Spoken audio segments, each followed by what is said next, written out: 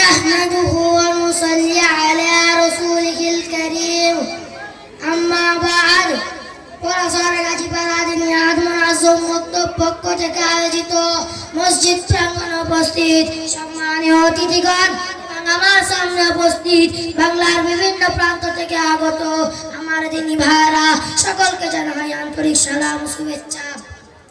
প্রিয় উপস্থিতি, চারিদিকে যখন অন্যায় অনাচার নির্যাতনার অত্যাচার পাপাচার অনাচারে লাঞ্ছিত যখন গোটা সমাজ, মানুষের নিজ নৈতিকতার উন্নতি যখন চরমভাবে ব্যর্থ, শিক্ষা সম্প্রদায়ের নানান কেন্দ্র এবং আধুনিক শিক্ষার বিশ্ববিদ্যালয়গুলো যখন অপরাধ পরিচালনা রুখতে ব্যর্থ, ইহুদি খ্রিস্টান চক্রান্ত ইসলাম বিরোধী শক্তি যখন কুরআন হাদিস থেকে উচ্চারিত জ্ঞানকে বিলুপ্ত করায় লিপ্ত, এমন এক কঠিন সময় ইলমের গুরুত্ব ফজিলত সম্পর্কে আলোকপাত করা নিঃসন্দেহে অত্যন্ত গুরুত্বের দাবিদার।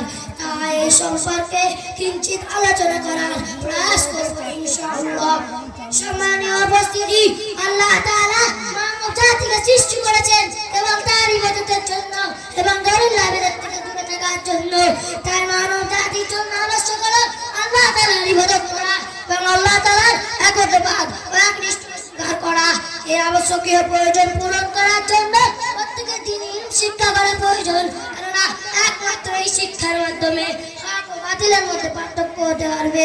কেননা আল্লাহ তাআলা কুরআনে কারীমে সূরা জুমআর আয়াত 9 এর মধ্যে ঘোষণা করেছেন, কুল হাল ইয়াসতাউিল্লাযীনা ইয়ালামুনা ওয়াল্লাযীনা লা ইয়ালামুন।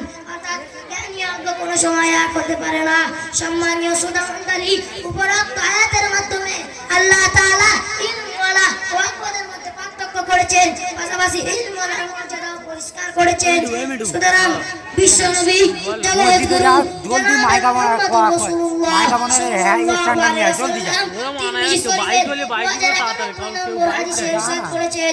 তো আল্লাহুল কুরআন ছাদের উপরে রয়েছে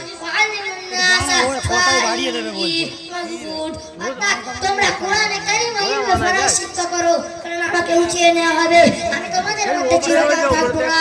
সম্মানীয় উপস্থিতি, সাইকেলে যাও জলদি যাও।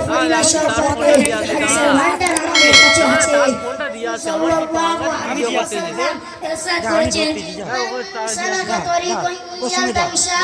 জলদি আলমি জলদি।